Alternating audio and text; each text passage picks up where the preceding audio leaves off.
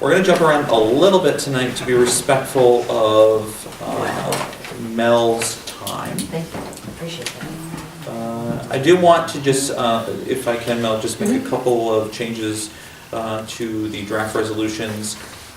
We do have one resolution that I do want to bring forth tonight, but as we go down a little bit further, there is a draft resolution that authorized Exhibit A with CDPH Foundation. I asked Mel to come tonight because there is a little bit of confusion, I guess is the best word. And then the next resolution that was drafted, the recreational courts, Cliff Haven, tennis, and pickleball at Treadwell Mills, that is actually going to be pulled because we don't need it. So just for that clarification, so you can strike that second one.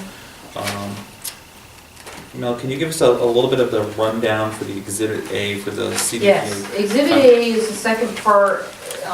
Earlier this year, we passed a resolution accepting the memorandum of understanding with CDPH.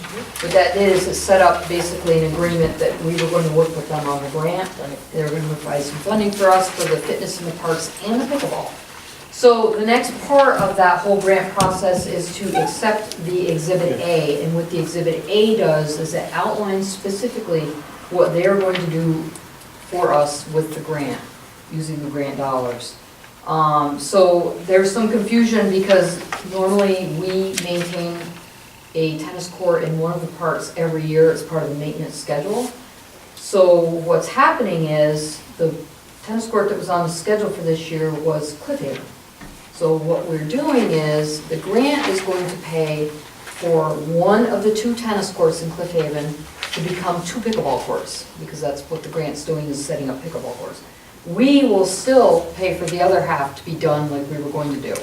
So in essence, it's actually saving us half the cost, because they're taking half the court and we're paying for half the court.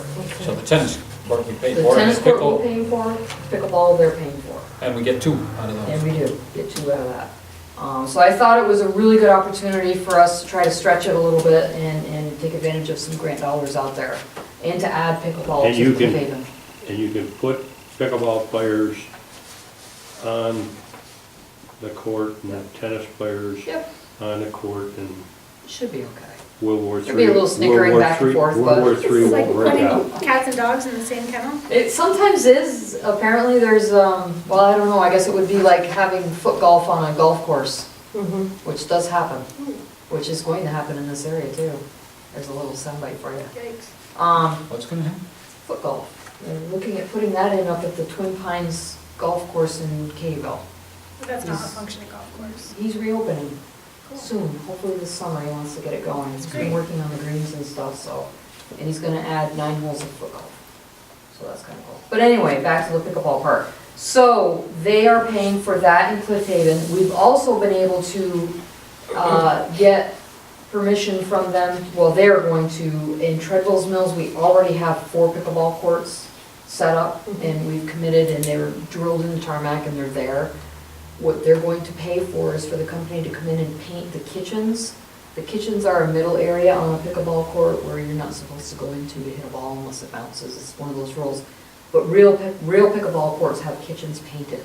So they're gonna come in and paint our kitchens and fill the crack fills. They're gonna fill all the cracks on the courts and restripe and stuff. So we're very, Well, that will be on very- both places then? Yep. We'll have the kitchen? You know, I'm not sure if he's doing the kitchens in Cliff Haven. That's a good question. I never actually asked him about that. We're getting the sleeves in Cliff Haven, where they actually install the sleeves into the tarmac so you can put real posts in like tennis nets. They're putting that in at Cliff Haven. I don't think they're painting the kitchens. I think their thing was putting the posts in. Well, if they want to donate something, Yes, suggest I that. can absolutely do that, yeah. So I just wanted to come tonight also and to make sure everybody knew what we were doing and, you know, why we're doing it and that it really is So good the for grant's going us. to cover all I think of it's gonna this, be very well except for the one tennis Yeah, court. I do too, especially Cliff Haven, It covers all of this except for the one tennis court. absolutely. Mel, while we have you here, I mean, I certainly was fascinated by the inaugural pickleball tournament that occurred over at Clinton Community College. You know, the department was part of that. Could you just talk a little bit about it? I know this is That was unscripted. that's okay, it was a hugely successful tournament. They brought in, and I say they, I would say Marianne Sorrell and Patty Husband were the 2 key people. who really went out and fetched sponsors. I don't know, they must have had at least 20 sponsors. A lot of support in the community for this whole tournament. It raised money for the veterans group at Clinton Community, so they donated the use of the gym because it was being fundraising for one of their groups. It was a perfect place because it has the raised level around the gym where people could stand and watch all the people playing down below. They managed to put, I believe there were 6 courts up. They found enough space. I'm not sure how many people they had, but they drew people from Canada, Vermont, and somewhere, Down the capital I region. was gonna say Albany region, yeah. I don't know if there was anybody from Syracuse area, but those 3 I remember. And they've also made some contacts with people in those areas that will come again and bring more people. So they were wildly successful. It was well attended. A lot of people went just to watch because the caliber of play was so good. I mean, there were people playing just for fun too, but there were some really good players that came, and it was neat to see that level and the camaraderie that existed. I know you went, and everybody's very supportive of pickleball. It's an interesting community. Yeah, but it was wildly successful, definitely. And the sport is growing by leaps and bounds in the sense that it was CBS Sports Center. CBS or something like Sports that, had, they had a pro, or was it World or National? I forget which it was, but there was a big tournament down in the south, and they actually televised the finals on CBS Sports Network. So that's pretty cool. I don't know, that's kind of, it's like, when you've gotten there, when you're on CBS Sports, And the age range really is multi-generational. People are playing. I think it's significant that our community has kind of, jumped in head first and really is seeking to participate. And, I talked to a couple of people there that said one of the reasons that they like pickleball is just the way that the court is designed is they never really quite enjoyed tennis, but just kind of a little bit more compact. And they, I think it's great. We've seen a lot of activity. It's more a game of strategy Yeah. because it's a smaller court and you have to make shots, where tennis, there's a little bit more running and it's a little different. So it's definitely very popular with all age groups. But if you ever get a chance, when it's nice like this, to swing by Treadwell's Mills either early in the morning or in the evening. I know there was a pile of them going over there tonight. At 4:30, they have a Facebook page so they kind of connect with each other. And I just went and looked at it before I came in, and there's probably, I don't know, there was at least 10 of them that were like, oh yeah, we're going over to Treadwell's Mills tonight. And so that's kind of cool. Now, That's another there's- place I'd like to open a bathroom. Is Speaking of that. there like Yeah, 2 courts there? there's 4. There's 4 courts? Yeah, we took 2 tennis courts and we put 1 pickleball court on each side of the net. So now there's 4 courts. And we left the tennis nets up only to serve as a boundary between them, so you don't have to worry about the That's what balls. had me confused when I went by. Yeah. That's, You still see the tennis I nets. see the but they're tennis only there for that reason, just Okay. to serve as a boundary. Yep. Because we drilled those nets right into the tarmac, so they're not going anywhere. So does anybody have any questions about this particular exhibit? People understand the general process moving forward? We just wanted to make sure, with this new partnership, there was no confusion with that. We're gonna leave it in draft and have. Yeah, we're gonna leave it in draft, but again, just wanted, Mel was around, doing some interviews, and it's hard to Yep. believe that. Yep, lifeguards. Yes, Yeah. I see. That's on the schedule too for your look-see. We have 9 lifeguards. I'm looking at hiring 4 returnees. Or is it 5 returnees? 5 and 4, I forget now. There's 4 returns. 4 returnees and 5 newbies. Yeah. Yeah, Good, that's so- the young folks. right? Yes, I had 3 tonight, I have 1 more tomorrow. Good. And I already did one a couple weeks ago. She was a Plattsburgh State student, so she came in. Interest is And you there. get 5 college students and Yeah, it's 4 good. They high all school seem like students. really, knock on wood, some really nice kids too. where do they go to get their CPO. licensing? This No. year, the Wellness Center offered a course. Actually, they're offering another course right now. Plattsburgh State sometimes will do a course through the school year too. So generally, Plattsburgh State or the Wellness Center, most colleges offer it to the students. So they can get it when they're at school. It only lasts for 2 years now. It used to be 3, now it's 2. So they have to recert Yeah. at least once in their college career, which is kind of hard for them. It's expensive. Is the Wellness Center doing it right now? They actually are starting a course, I don't have it in front of me, but they are starting one, I believe, next week or this week. And how long is it? It's many, many hours, at least 5 classes. Like full days? What's that for a They're time? off the top of my head. I actually have it outside my office, but you can just check it out. Is the cost on there too, then? Yes, Okay. yeah, everything's on there. I have 2 guards that are doing that certification. I wrote in the letter that they won't technically be recertified until the 18th, because they didn't do it during the school year, they had too much going on. One of them's an RA, nice young man, he came in with his 2 brothers today, Logan Williams, is from Saranac. And he said, oh, I was an RA this spring, and I had 6 courses, and he goes, I just didn't have time to take the class. So he's gonna take it and get it done. But it'll be in time for the season. It'll be a little late, because we're opening June 11th, but we have other guards we can use until they're done. Rotate. Yeah. Anything else? Thanks, Mom. Yeah. All right, Anytime. thanks, Mel, I Appreciate your appreciate time, it. Mel. Yeah. And just so we're sure, it's basically they each get a 50% raise if they're if they're returnee and. Yeah, I put their salaries in there. They always usually get a 50% increase. It kind of encourages them to come back to us because we're such a great place to work. And a little bit of extra money really draws Yeah. them. But we try to stay competitive with everybody in the area because it is a battle for lifeguards. They're few and far between. Yes, Okay. thanks very much. All right. Thank you, Mel, for your time. Yep, have a good night. You too. Yep. See you tomorrow. I'll jump back into supervisors' reports. I just want to make note that the Katyville Fire Department's Field Day will be on June 12th. This is their 50th annual. They have been in good humor calling it Take Two.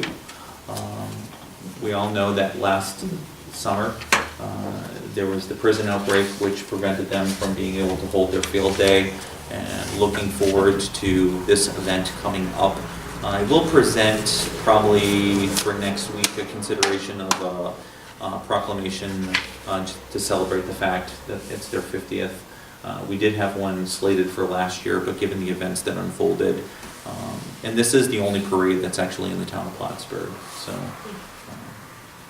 a couple other updates. I did inform folks that today officially marked Trevor Cole's first day as the department head for the planning department.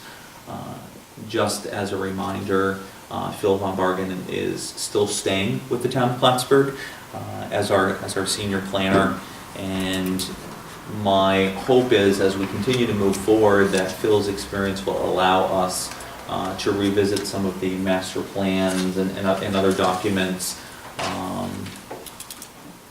and address some other things. But with the anticipated growth through projects like Norsk, et cetera, I think that department, it's critical that Trevor is the face of the department to start building some relationships with a wide variety of individuals in the community as we move forward.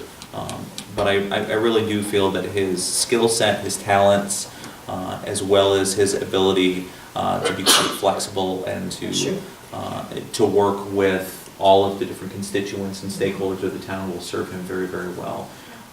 He and I will be mapping out some time to work out a transition plan so that we can develop the items that he needs to be successful in his role. And again, I'm confident that Phil will be very helpful in providing Trevor some assistance in making that transition. And don't forget that Michelle will be there as well to provide some steady support. So just wanted to make a note of that. In that vein, and you mentioned it, comprehensive land use plan and things like that. We need to consider forming a new committee, and there are many aspects that necessarily we don't have to do a whole new plan, but we need to look at subdivision. We need to look at a lot of the things with the solar. There's changes that they've come up with that they might want to do for the codes and zoning. And I think that if you had a committee and they were part of it, it doesn't mean that they have to be experts, but they start learning. And I think we try to get a cross-section of people in towns to be a part of that, so that we have people in reserve to do these kind of things. Plus, when it comes down to all the plans that we have and all the studies we've done and things, the people could help prioritize some of these. Yeah, in the coming weeks, months, years, et cetera, I think that we're gonna be addressing or, reevaluating many of these things. It's just good practice to go back and see what documents we're using. Many of these documents should be living and breathing documents that we should be going back and looking at them from time to time, and seeing, what's keep what's working and fix what doesn't. Many of our documents are not perfect. I see it on a regular basis and try to get into it as best as possible. Ricky is our documents czar of sorts, certainly sees the depth of the volume of materials that are down in the vault, and in the roughly 231 years of the town, I mean, there's a lot of stuff that needs to be continuously addressed and worked. But personnel is certainly forefront, and I think Trevor is critical to But that also, he had success. done, 2 years ago, he did a review up to that date Yep. from what we had said we would do in the comprehensive plan, Yep. and up to that date. So, another 2-year update there, and what I think is we need a committee that looks at those things. Oh, I don't disagree. I would say once we, get through a little bit more of the transition between Trevor and Phil, to let people kind of get their feet underneath them. Change is often difficult for people, just to kind of see where we're going. I anticipate that Phil will take on a number of review projects because he has a number of years' experience behind him that would be very beneficial. So, and that he can take that leadership role, and Trevor can continue to hopefully develop some new relationships. One of them I think of is Victoria Zinzaguli over at the Development Corporation. She recently came back to the Development Corporation. I think she is has a wealth of experience, and her background is in planning.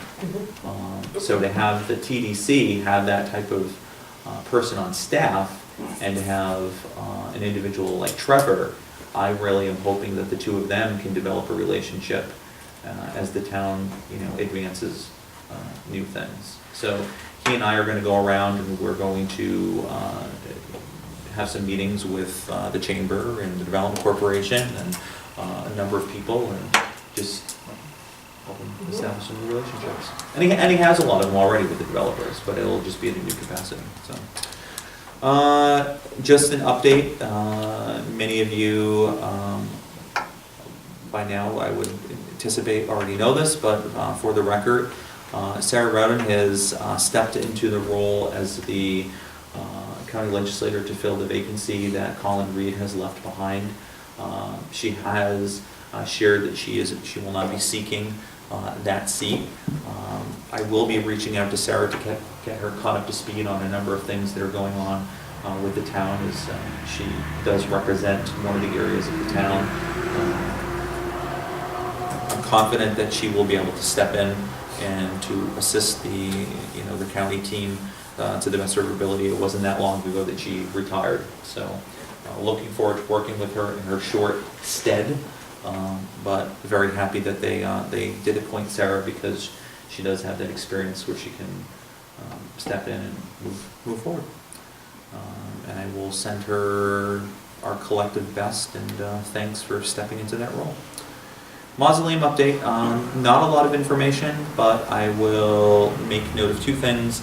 As a reminder, we do have that new section of the website. That's a landing page, nothing overly developed, but it is an opportunity to provide some information and updates. We highlighted a couple of the articles that were published, a couple of general updates. So if people are seeking out information, you can direct them. I know it's been helpful for Ricky to push people there, and if folks in the media and stuff are looking for some general updates, it's there. The other piece of the process that we're working on is David Fleming and I have been in communication with both the Assemblywoman and the Senator about seeing the receivership period extended. There continues to be a lot of work that needs to get done, and we want to do it right, rather than just having it kind of tossed into the laps of both Ellenburg and the town of Plattsburgh. We continue to work with our state leaders and the Assemblywoman and the Senator, Dave Fleming, Connie as our receiver. Connie had said that she is willing to stay on in that capacity and working with the Attorney General's office to see that happen. So I anticipate, cautiously optimistic, I know Meg hates when I use that phrase, but it is, that the receivership will get some type of notification that the receivership will be extended till at least sometime in September by next week's meeting. So if I find out earlier, I certainly will make you aware of it. So. And she's doing it on a pro bono basis, Yeah. correct? At the cost of, gas and such, and, that will be towards the, charge back to the state where appropriate, so. I did want to bring this item up, and I anticipate that we may see this a couple of different times. When there was a meeting about a week or so ago here, Trevor in the planning department, Mel was involved. There was a small review of the LWRP projects, but a spin-off to this conversation actually occurred about Route 3 and the speed and the road as you go up near the Katyville beach.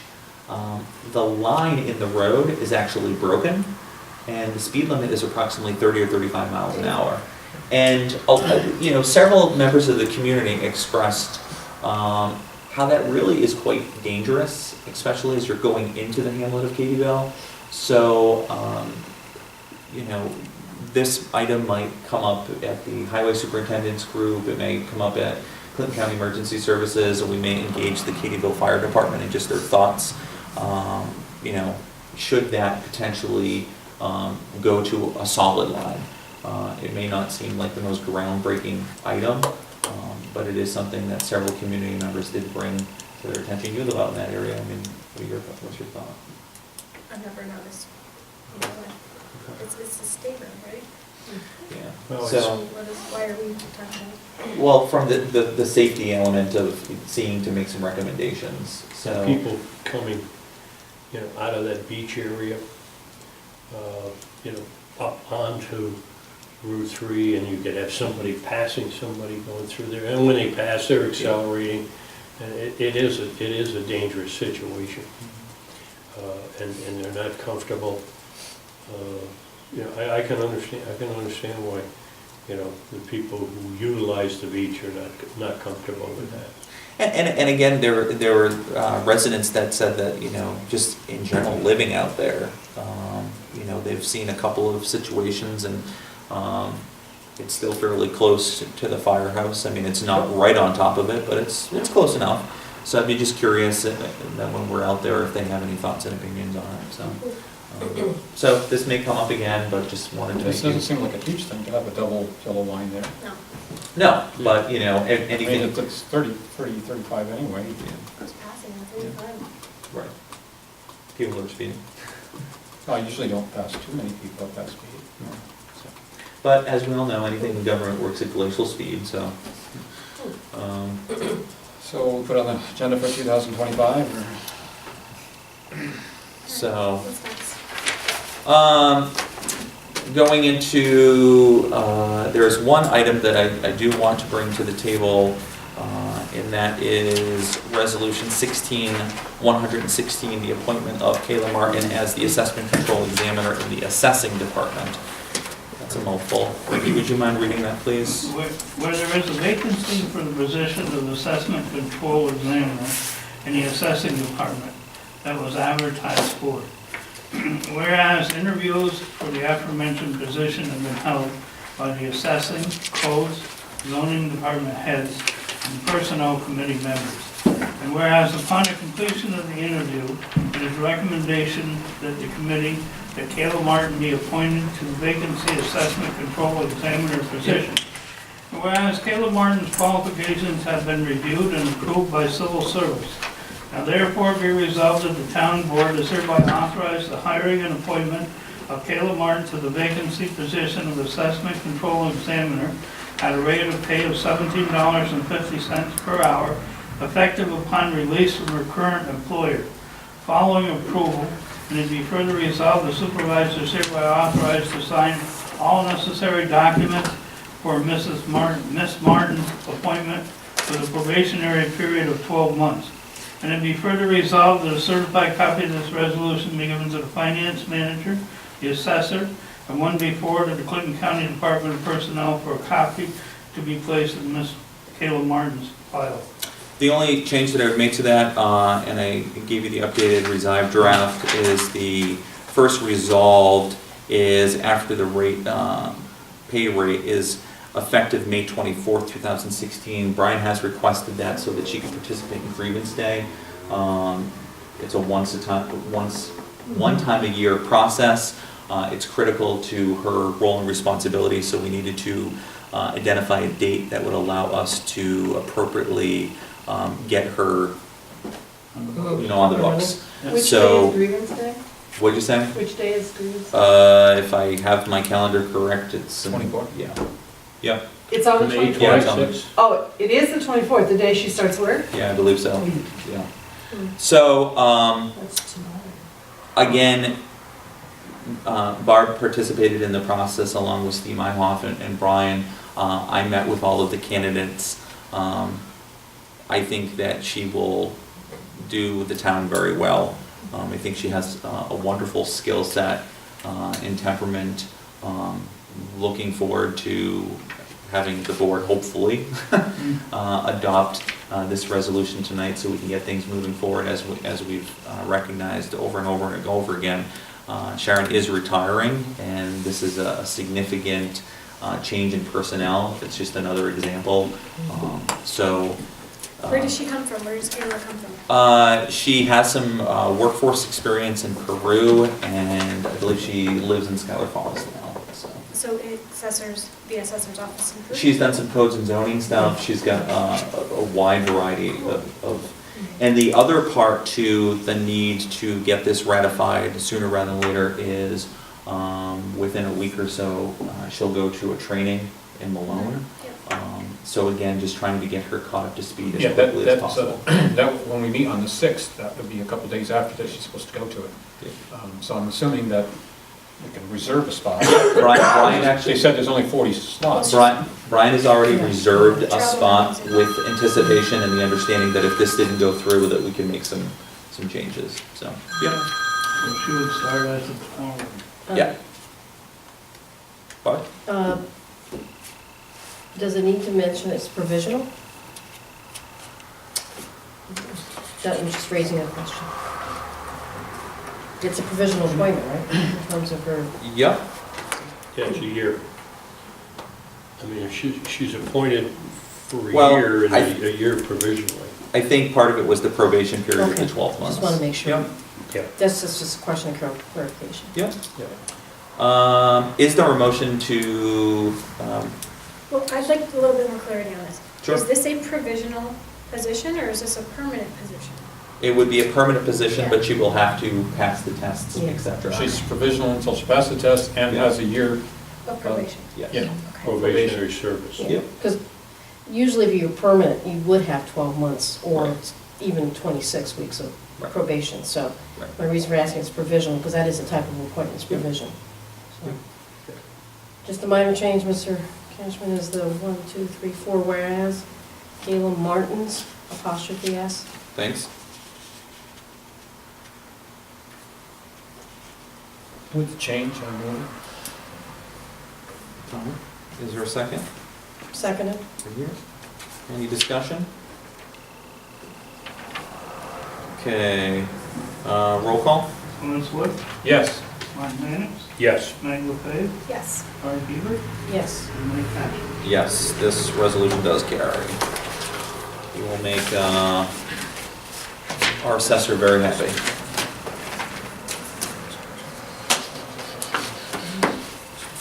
Further drafts are the minutes.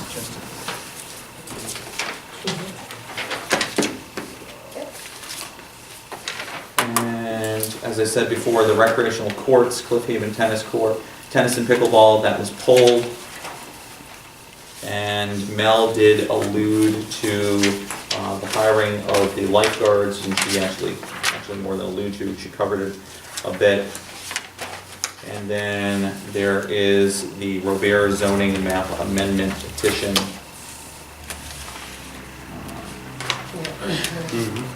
Robart? Robart. It's, Yeah. and it's also the change in the zoning for the town too, in terms of 10,000 square feet. Just two things that are, we had the hearing on. Yep. So it hadn't been a limit on the size in a neighborhood commercial, so we're setting a limit at this point.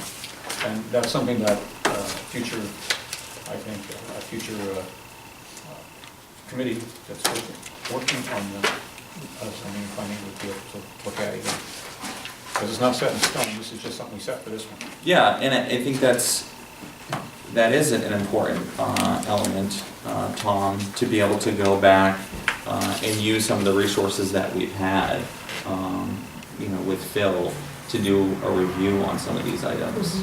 It's been a while, and I think as you said a year or two ago that we had asked him for a general update as where we stand on some of these things. Yep. So the other item was the request for the travel and course instruction and the assessor. That one was pulled as well. Due to our travel policy, it's not an overnight, and it meets the standards where we can do it internal. So more than anything, it was to bring attention to you folks as a draft that we were going to need to be doing some of the training for that situation. So And for both of the courts, the recreational courts, did you pull both of those or just the treadles and mills? both of them are pulled as it relates to that particular resolution. Yeah. That's all I have, folks, unless anybody has any other business.